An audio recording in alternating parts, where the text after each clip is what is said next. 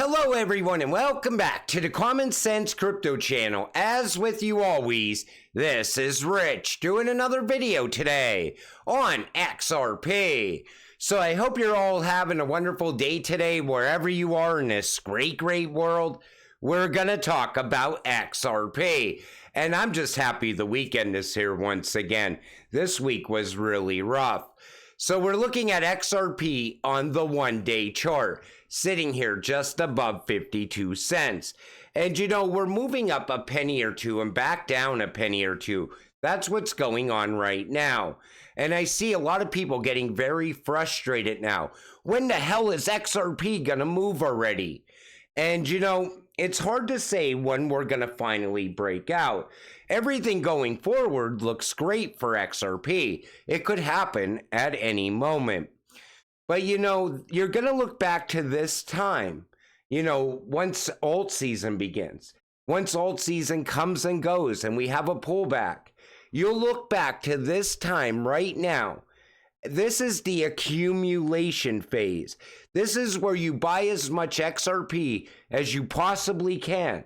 This way, when it has that massive run up in alt season, you make life-changing money. And it's not just XRP. It's all these ISO cryptocurrencies. They're all very undervalued still. And then people will ask, well, when is utility going to drive the price of XRP and these other cryptocurrencies? Well, you got to ask yourself, how long does it take to build a new financial system? Nobody really knows. How long does it take to put all the rails in place? How long does it take to make sure that every single person on the planet has a level playing field inside the new financial system? Nobody knows for sure. But if you look at how far we have come up to this point, I would say we're definitely in the second half. And it's not hard to see it anymore. You know, I remember early on, it took a lot to see where we would be right now, honestly. You had to have vision for that. But you know, now it's right there in front of you. People always say to me, how the hell can you stay so freaking positive in your videos? And I always tell them the same thing, because I see it now. It's clear as day. The rails are being put in place all around the world. A lot of the rails have been put in place for years now. And all of a sudden, one day, it's just going to happen. XRP is going to run on those rails. That's what keeps me so positive.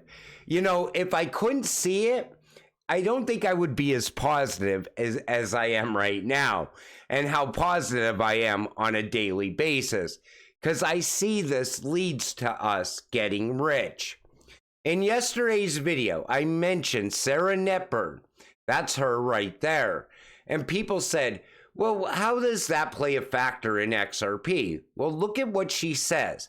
My understanding of XRP is that not only does it have a currency value, but it also has a utility. That utility distinguishes it from Bitcoin and Ether. That's what she said. And now that she's taking center stage as the new judge of the Southern District of New York, this could play very good in the favor of anyone that holds crypto going forward. And that's why this is bullish for XRP. Arthur Brito, one of the architects of the XRP ledger, clearly believes money should be backed by something tangible. In January 2012, Arthur Brito called the US dollar Ponzi money, even worse than play money. He also said everyone should have some gold and silver. So if Arthur Brito was right about the US dollar back in 2012, how many of you think he's right about XRP being a $10,000 cryptocurrency? Because he does say that XRP is meant to be valued at $10,000. It's up to you on where you see XRP going. Honestly, I think by 2025, we could possibly see utility driving the price of XRP. Maybe not a flip of the switch moment, but it definitely will be pushing the price higher and higher. You also got to remember, tokenization is set to pick up in the second half of this year. Custody is also going to pick up as well. And we already know there's a demand for XRP. I think that demand is going to rise over the coming months as well. So stablecoins is the secret sauce that will revolutionize digital finance. That's why Ripple is creating one. When you think about the cross-border use case, if you can move value across borders in a matter of minutes rather than days, it has real value to corporate treasuries at large, global companies. Having money on chain is really important for the future of the financial system.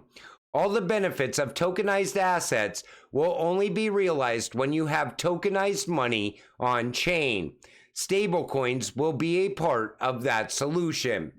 So if stablecoins are the secret sauce that will revolutionize digital finance, and XRP is the secret sauce that's going to be moving stablecoins, you could see how big this is actually going to be. Imagine there's going to be a multitude of stablecoins. CBDCs are even stablecoins. And they're going to have to move every single day all around the world. And in between is going to be XRP and a few other cryptocurrencies. That's it. Could you imagine the value of these ISO cryptocurrencies over the coming months to years? I'm talking like 1 to 2 years from now. The importance of secure custody for spot Bitcoin ETFs. Now, I mentioned this in a video yesterday, and I had some people DMing me saying there's no way that, XRP Ledger is ever going to store Bitcoin. But Ripple is already going in this direction. This is right on their site. They're telling you that they're offering custody for spot Bitcoin ETFs. They're telling you the importance of custody as well. We are going to see Bitcoin on the XRP ledger. It's just a matter of time. And what about ETH? Everybody talks about Ethereum. Why would you ever invest in Ethereum if its own Vitalik Buterin doesn't believe in Ether? I think you want to use XRP. The chart for XRP would look the same. So it's also sound money, but they have institutional adoption and partnerships, so they're better. Vitalik also said Ripple is the internet of value. So why would you ever invest in Ethereum? I still don't understand that. I could see if Vitalik was out there selling ETH to people, but he's not. He sells XRP better than most XRP promoters. I mean, most people that talk about XRP, what do they tell you? They show you the use cases. They show you how great it is. But you also have Vitalik Buterin telling you the same thing. And he's been doing it for years. So why would you ever invest in something that is so slow and expensive when there's something better right in front of you? Ripple Medico giving a shout out to Stellar. So you see the functional evolution of digital assets, Ripple and Medico. And what they're talking about here is humanitarian aid. It showcased the use of USDC via the Stellar Network's vibrant wallet, a testament to digital assets' potential in humanitarian aid. So like I said, Ripple and Stellar are still working side by side in the background. But the retail investors that invest in XRP and XLM, all of a sudden, always say that, XLM is better than XRP. XRP is better than XLM. This use case points directly at this crypto or that crypto. These cryptocurrencies are not fighting each other. And, if anything, you should be invested in both of them. This way, once alt season starts, you can double dip on your investment. This comes from Wrath of Conman, Harvard Law Journal, discussing cross-border transactions and crypto, describes the conflicting KYC AML burdens and the high cost of getting it wrong. As an exception, it notes centralized stablecoins and entities like Ripple that see public and state support. Now, when they're teaching this in Harvard, right, and they're talking about it at Harvard, this tells you that we are holding the future. And I pointed that out multiple times because everybody likes to downplay, oh, XRP's a scam coin. XRP's never going to be used by the banks. Nobody's ever going to utilize XRP. It's all happening right in front of you. All we're waiting for is XRP to run on the rails that Ripple set up all around the world. And Harvard knows this is what's coming. They know Ripple and XRP is the future. They've also talked about XLM as well. They've talked about XDC in the past. But you know what I don't see them talking about? Bitcoin being used for payments in the future. No, they talk about specific utility-driven cryptocurrencies. XRP is a green digital asset. Ripple at the City Week 2024. With every solution, we're realizing a more sustainable global economy and planet. Increasing access to inclusive and scalable financial systems while leveraging carbon-neutral blockchain technology and a green digital asset, XRP. You know, a lot of people always say, what does that have to do with anything? You know, people don't like climate change and all that. I'm not a fan either. I look at it as another tax on us in the future. But it's going to be very important that the cryptocurrency that you're invested in is a green cryptocurrency. Because whenever you see the white papers, they always mention Bitcoin. And right after that, they talk about energy consuming. It's not good for the climate. You know, they even talk about Bitcoin mining, things like that.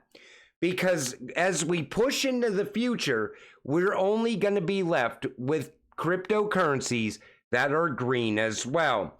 That's why that's important. None of you is ready for what happens next. Ripple and DZ Bank and Medico and HSBC equals retail customers. The setup is in, and this initiative will hit the mass market very soon. Give it time to build and catch on, then boom. It will seem as though it's happened all at once because it's exponential. This comes from Mr. Man. You know, Ripple doesn't care about retail customers. Ripple is pushing towards enterprise adoption, institutional adoption. But the partners of Ripple is what you got to pay attention to, because that is going to lead to retail adoption. And Ripple is already setting that up as well. Remember, David Schwartz even said that XRP can be used for domestic payments. Amazon partners with Visa for cross-border solutions, which makes select payment services available in AWS Marketplace via AWS Partner Network. And you see it right here. So US-based Payment Card Service Corporation, Visa, has announced that it's entered the AWS Partner Network to enhance and simplify digital payments worldwide. And we also know that Ripple's working with Visa as well. So you see the massive network forming. Ripple partners with Visa. Visa partners with AWS. And then Visa goes on and partners with this company and that company. And the network is massive. This mapping right here is exactly what's playing out right now. You see Ripple, Liquidity Hub, ODL, Interledger Protocol, XRP Ledger, CBDCs, Codius, Polysign, SBI, Ripple Asia, Moduloop, Rockefeller Foundation, and the Gates Foundation, Flare. Then you see all the banks. You see FedNow. And you see the World Bank, the IMF, the BIS. That's how big this actually is. And this has been being built out over years now. And I think it's almost complete. I think we are getting very close to where we see XRP really rise in price, is what I'm saying. Trying to help people invest in crypto has really shown me how slow people are. Some people are just not there mentally. I don't even know where they're at. It's almost as if they're not meant to succeed in life. It's actually sad to witness. You really can't help everyone. This comes from Pharaoh X. And it's not that people are slow. This is the problem right here. I find these efforts to teach financial literacy in school to be hilarious. Usually what they mean is teaching people to be compliant with the existing fiat system. The fiat system is a Ponzi scheme. Teaching people to be compliant in a Ponzi scheme is how you create slaves. If it were truly about literacy, people would understand the nature and history of fiat currency and its 100% failure rate. That's why people don't invest in crypto. That's why when you talk about crypto, they don't understand what you're talking about, because they know what they've been taught ever since they were a kid. You know, they were taught, you go to school, you get a job, you put money in the bank. Oh yeah, the broken banking system, which we're now seeing falling apart once again. And we know the US dollar is destined to fail at this point. They're rushing to the bottom. Our own government is rushing to the bottom. And at the same time, we have a massive handful of other countries that are also pushing away from the US dollar. But that's why when you talk to people about crypto that aren't invested in crypto already, they always give you excuses on why they're not going to invest. And they also don't see the value in crypto either, which is crazy to me, because you're going to put your money in the banking system and tie it to the US dollar. And the bank is never going to make you rich. But you have crypto, which can make you rich, but they don't see the value in it. It doesn't make sense. I guess you got to be a crypto investor to understand it. But some people are starting to wake up to it now. I see a lot of new investors all over X.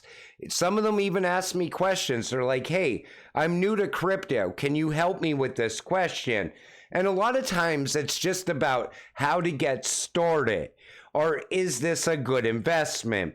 Do you think this price is going to go up, and how soon is it going to happen? That's everybody's question, though, when they're invested in crypto. But like I told you, this is the time that we accumulate. This is the accumulation phase of crypto. You buy as much as you possibly can, so when we do enter alt season, you get the life-changing money. And I don't think we're ever going to see 51 cents or 52 cents ever again once alt season begins. Because even if we do have a regular alt season with nothing really driving the price of XRP except running with the rest of the market, I still don't think we're coming back down under $1. We're going to definitely see a new all-time high. And a lot of people are still predicting $13 plus, so who knows? But, shortly after, I think that's when utility will start to kick in. If you look at everything that we're seeing, everything that I've been showing you for months now, it's coming together and it's happening very fast. But until it all happens, stay patient, stay positive, and let's get rich together. With that said, I'm going to wrap up this video. I want to thank you all for watching. I appreciate all of you. I'll see you in the next one. Have a great night.